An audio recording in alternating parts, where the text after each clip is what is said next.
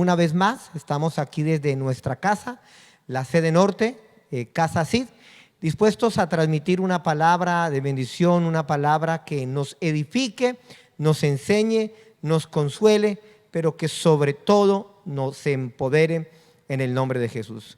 Contentos porque sabemos de que Dios es bueno y sabemos que la misericordia del Señor es grande. Por eso le damos gracias a nuestro Padre Celestial por cada instante y por cada momento. Hoy no nos podemos reunir aquí de manera presencial en nuestra sede, pero sé que mañana podremos hacerlo a partir de las 6 de la tarde. Mañana lunes a las 6 en punto de la tarde estaremos nuevamente en nuestra casa, la sede norte. Estaremos abriendo las puertas para que usted pueda acercarse y tener una celebración especial. Por ahora vamos a transmitir esta palabra y yo sé que allá donde usted se encuentre en su casa, Dios le va a hablar y le va a bendecir. Entonces, yo quiero que usted me acompañe al Evangelio de San Marcos. Vamos a compartir el mensaje. Hoy he traído una palabra que he titulado El lenguaje de la fe. Evangelio de San Marcos, capítulo número 11, el verso número 23, dice la palabra del Señor de la siguiente manera: porque de cierto os digo que cualquiera que dijere a este monte, quítate y échate en el mar, y no dudare en su corazón, sino que creyere que será hecho lo que dice, lo que diga le será hecho. Vamos a orar. Padre, te damos gracias en el nombre de Cristo Jesús por este tiempo especial, por este tiempo maravilloso que tú nos das, Señor, para poder disfrutar de tu presencia, Señor. Enviamos una palabra de sanidad, enviamos palabra de restauración, enviamos palabra de bendición a cada familia, a cada hogar, Señor, donde la iglesia se convoca en sus hogares, en sus casas, para que seas tú derramando lluvia de bendiciones sobre cada uno de ellos. Solamente te imploramos, Señor, que a través de este medio, Señor, a través de este medio digital, tú nos hables, tú nos enseñes, Dios de la gloria. Aunque no podemos estar aquí presentes, congregados, podemos, Dios de la gloria, ser receptivos a un mensaje, Señor, que nos va a fortalecer y que nos va a bendecir. En el nombre de Cristo Jesús, amén y amén. El lenguaje de la fe. Desde el principio, Dios nos enseña acerca del poder creativo de la palabra. En el libro de Génesis nos declara que toda la creación fue un suceso de declaraciones de parte de Dios, comenzando a partir de Génesis capítulo número 1, el verso número 3, cuando Dios dice: y sea la luz, y la luz fue hecha. Y a partir de allí comenzamos a evidenciar una serie de hechos o de eventos creativos a través de la palabra de Dios. Como dice la Escritura, que todas las cosas que hoy en día vemos fueron creadas o fueron hechas de las cosas que no se veían.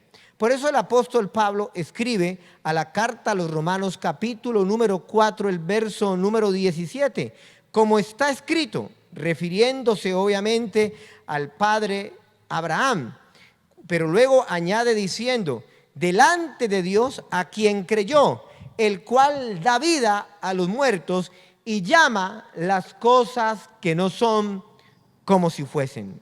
Eso es Dios, que lo que no es, Dios lo llama como si fuera. Y cuando Él lo llama como si fuera, luego es. Qué lindo es esto. Dios es el único que tiene el poder para crear. Y espero que le quede claro el día de hoy. Dios es el único que tiene el poder para crear. Pero Dios le dio al hombre habilidades, inteligencia, talentos, al hombre natural, para poder inventar. Dios crea y el hombre inventa. Y el hombre inventa sobre todas las cosas que ve y sobre todas las cosas que puede tocar. A diferencia de Dios, porque Dios es supremamente poderoso. Dios tiene la capacidad de crear cosas de lo que no se ve y luego convertirlas en una realidad. Y esto me habla acerca de ese poder creativo de la palabra de Dios. De que Dios dijo y se hace. De que Dios declara y se confirma. Pero eso es Dios. El hombre natural no tenemos esa capacidad de llamar las cosas que no son como si fuesen. Dios sí, porque Dios es poderoso. Y toda palabra que sale de la boca de Dios tiene poder suficiente para hacer aquello con la cual ha sido proclamada, para hacer aquello por la cual ha sido enviada. Volviendo al Evangelio de San Marcos, capítulo número 11, el verso número 23, que fue el Evangelio con el cual nos introducimos en este mensaje, Jesús está hablando y enseñándole a los discípulos, diciéndole: porque de cierto os digo, que cualquiera que le hablare, que le dijere a este monte, quítate y échate en el mar, y no dudare en su corazón, sino que creyere que será hecho lo que dice, lo que diga, le será hecho. Ahora, ¿qué significa esto? Significa que hay un lenguaje, y es el lenguaje de la fe. Recuerde lo que dice el escritor a los Hebreos, Hebreos capítulo número 11. Es pues la fe, la certeza de lo que se espera, la convicción de lo que no se ve. Yo quiero hablarles sobre tres cosas que debe tener el lenguaje de la fe. Y creo que estos son tiempos propicios para que la gente camine en un lenguaje diferente. Cuando uno analiza todo el panorama a nivel mundial, pero también analiza el panorama especialmente en nuestras relaciones interpersonales, en lo que la gente comienza hablando o diciendo, uno halla en mucha gente pesimismo, pero sobre todo comenzando en su forma de hablar. La gente solamente habla de escasez, habla de miseria, habla de enfermedad, habla de infortunio, habla de todas sus dificultades, e incluso la gente ha tomado una actitud bastante pesimista sobre todo lo que está aconteciendo en la actualidad. Y creo que como iglesia y como creyentes debemos entender que el creyente debe tener un lenguaje, pero no es el lenguaje del mundo, no es el lenguaje secular, no es el lenguaje humano. Obviamente no estamos hablando de que usted no siga hablando de la manera como lo hacemos, de manera natural. Lo que yo quiero es que usted entienda que hay un lenguaje de la fe, un lenguaje que proclama, un lenguaje que expresa sobre todo la palabra de Dios. Entonces vamos a desarrollar en esta hora el primer punto. Y el primer punto es el siguiente: lo que digas debe tener fe. La fe tiene un lenguaje, por lo tanto la fe no se debe callar. El lenguaje de la fe es creer que lo imposible puede hacerse posible. Y la fe solamente se activa cuando tú y yo creemos. Y no solamente cuando tú y yo creemos, sino cuando tú y yo declaramos lo que estamos creyendo. Ahora, es muy importante aclarar en este punto lo siguiente: no se trata de hablar positivamente, o no se trata de tener palabras optimistas. ¿Por qué te digo esto? Porque hay personas que piensan que si usted habla positivo sobre alguna circunstancia, entonces esto sucederá. Es cierto, Todas nuestras palabras deben ser edificantes. Todas nuestras palabras deben ser esperanzadoras. Pero a lo que yo me refiero no son a expresiones cargadas de positivismo o a simple declaraciones verbales. Porque si hay algo que yo entiendo en la palabra, es lo siguiente, que no es mi palabra la que tiene el poder, sino es la palabra del Señor la que tiene el poder. Pero aún así, también comprendo por la palabra que mi lenguaje debe ser un lenguaje no natural, sino que mi lenguaje debe ser un lenguaje de fe.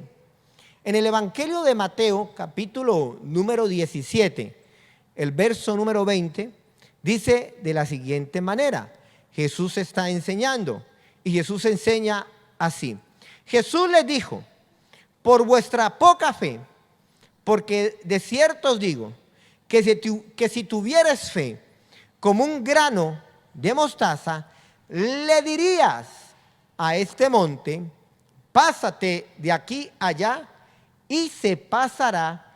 Y me gusta cómo termina este versículo, porque Jesús dice: y nada os será imposible. Es decir, que hay una característica poderosa en la fe. Y la característica es que la fe tiene el poder para mover montañas. Jesús hace una comparación para dar una enseñanza. Y Jesús compara la fe como un grano de mostaza. Y en alguna ocasión yo me pregunté por qué Jesús hace alusión al grano de mostaza para referirse a la fe. ¿Por qué no comparó la fe, por ejemplo, con un grano de arena? En el mundo abunda la arena. Sin embargo, Jesús no lo hizo. Y entendí lo siguiente: la arena es inerte, es decir, no tiene vida en sí. Y como no tiene vida en sí, la arena no tiene potencial para desarrollarse en algo. Por eso Jesús hace esta comparación en un grano de mostaza, en una semilla, que aunque es muy pequeña, la semilla sí tiene vida, porque puede generar o producir uno de los árboles más grandes y puede generar fruto. Por lo tanto, indica que esa semilla tiene potencial. ¿Potencial de qué? De crecer, potencial de desarrollarse, potencial. Y así debe ser nuestra fe, y así debe ser nuestro lenguaje.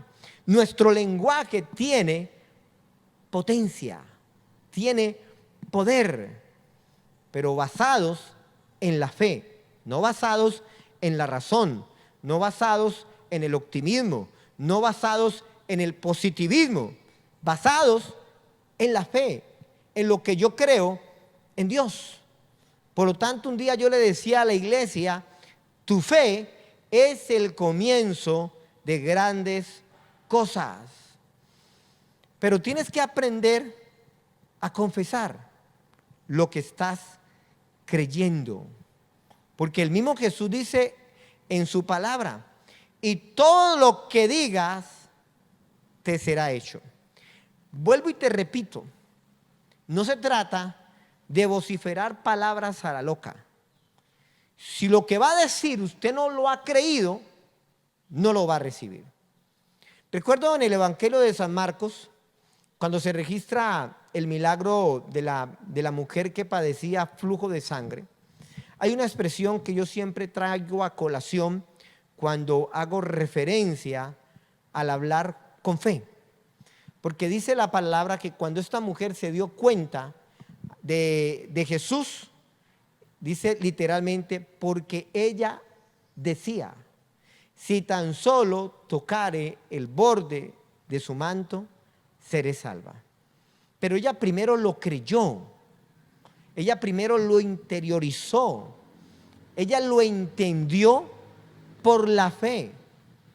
Y luego se dispuso a actuar conforme lo había creído.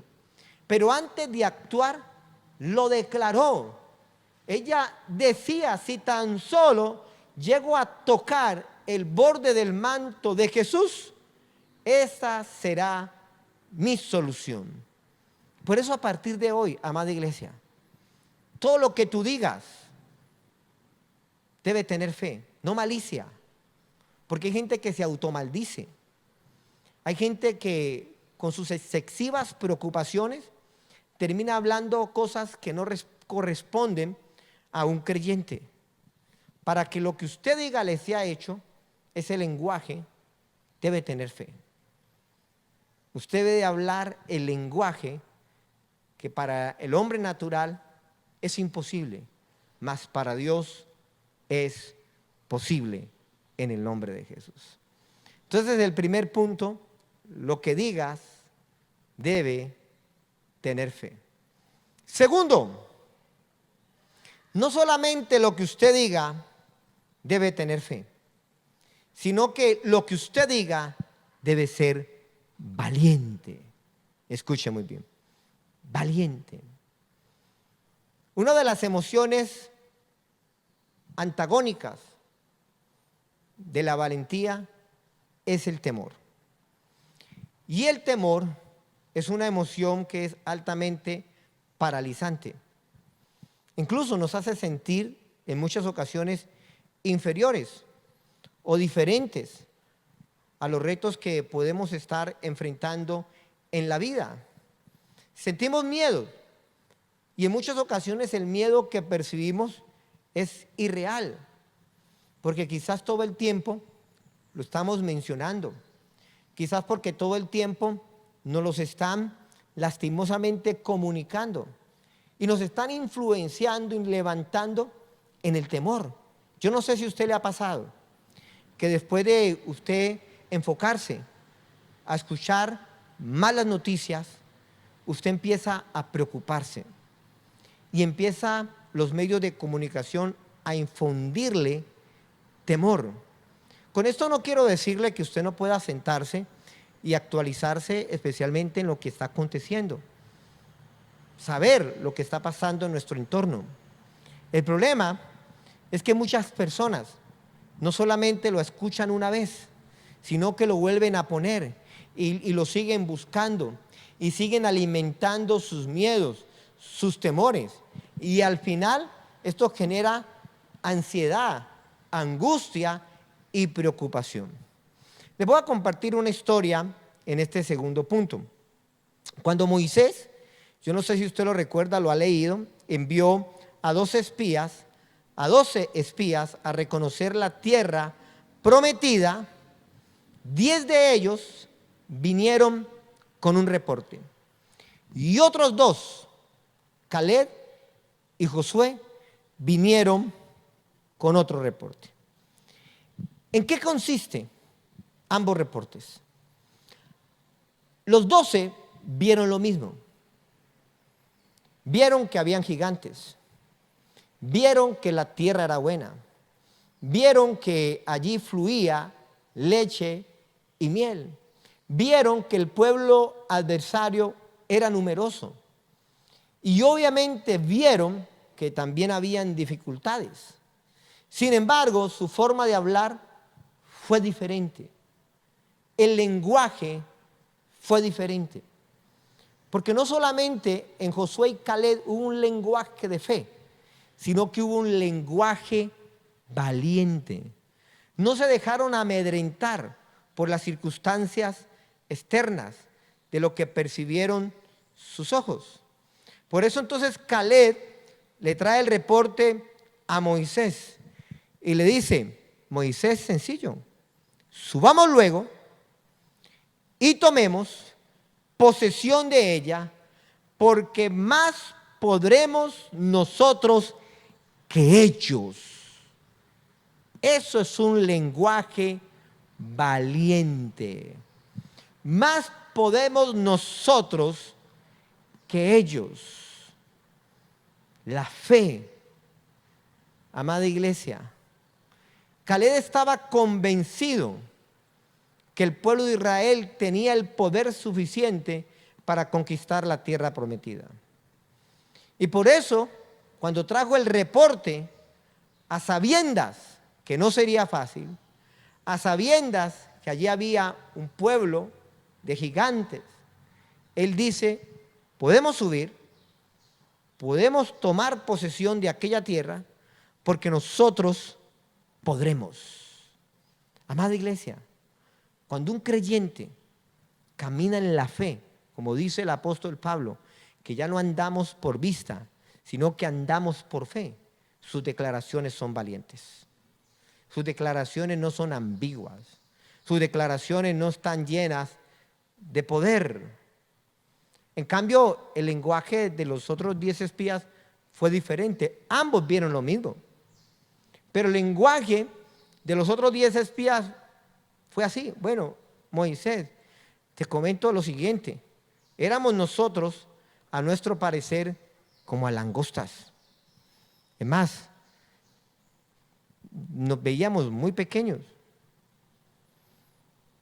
Y así es mucha gente. Hay gente que se frena frente a sus conquistas.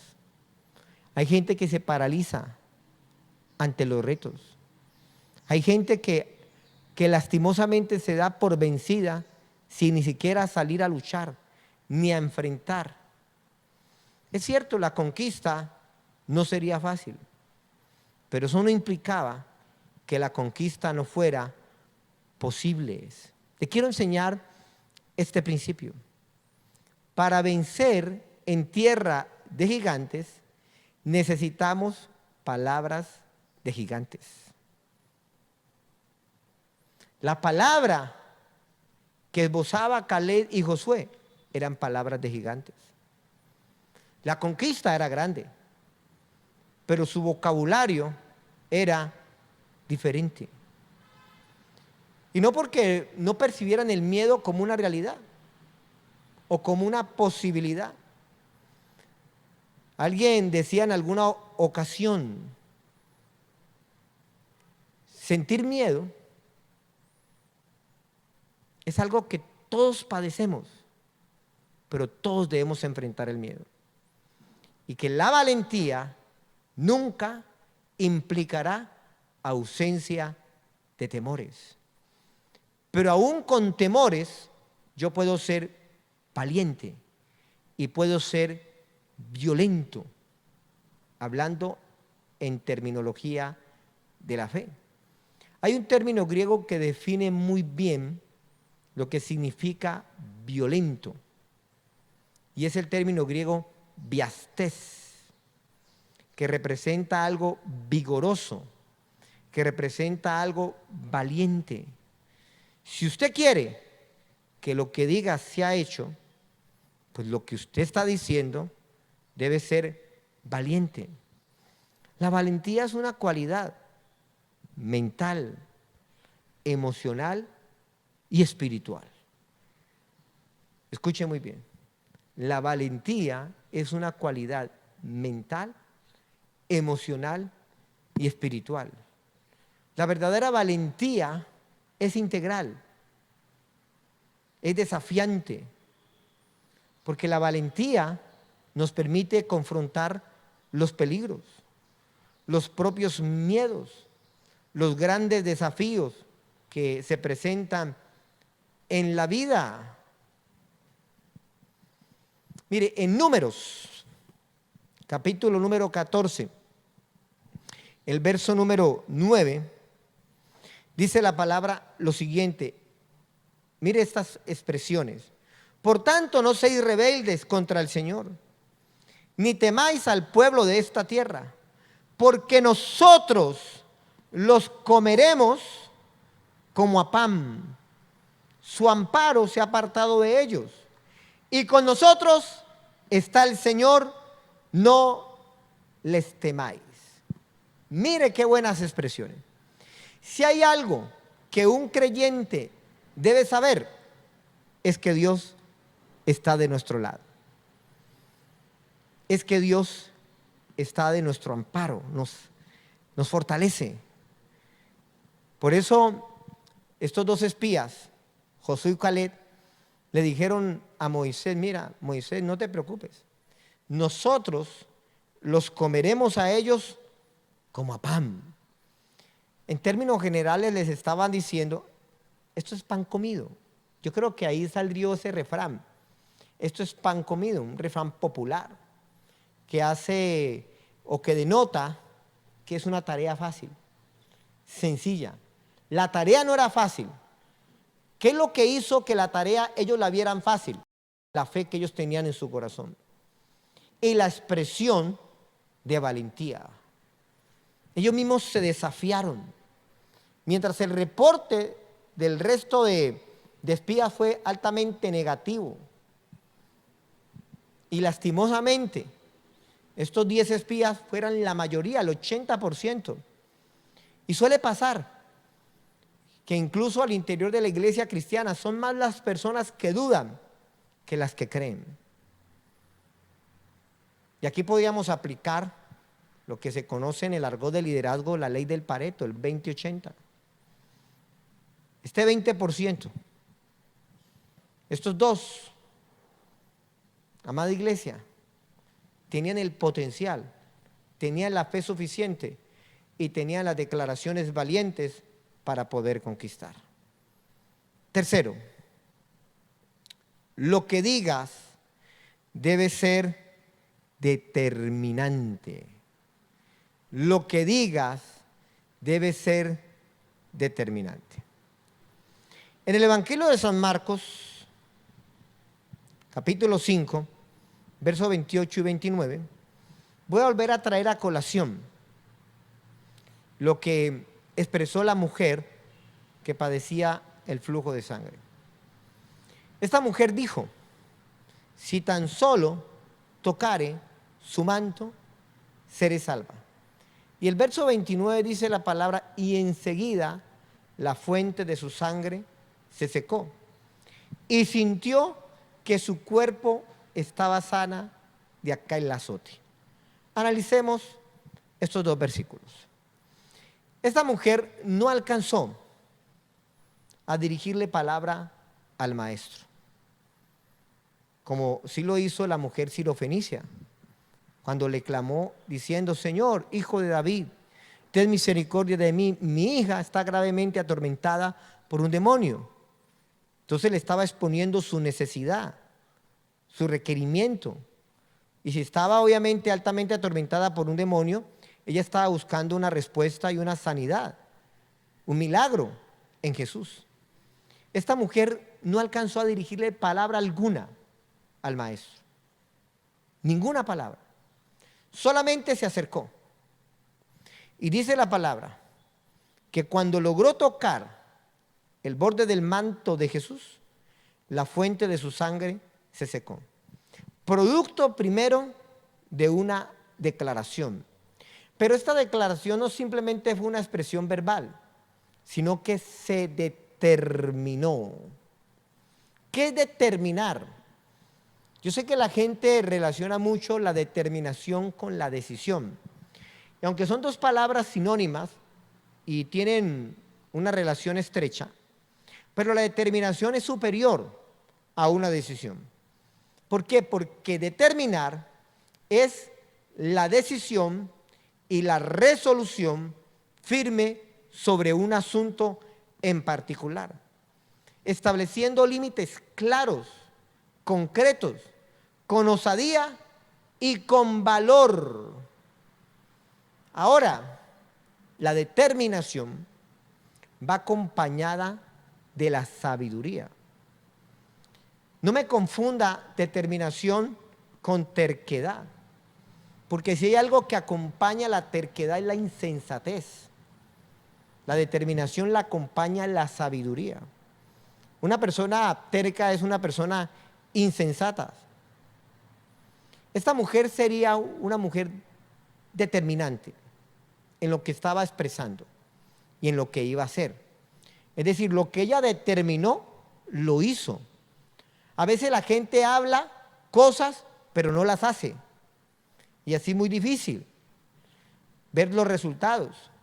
Conozco mucha gente con muy buenas ideas, pero con pocas acciones. No sé si usted conoce mucha gente así. Uno los escucha hablar y uno dijera, uy, van a conquistar el mundo.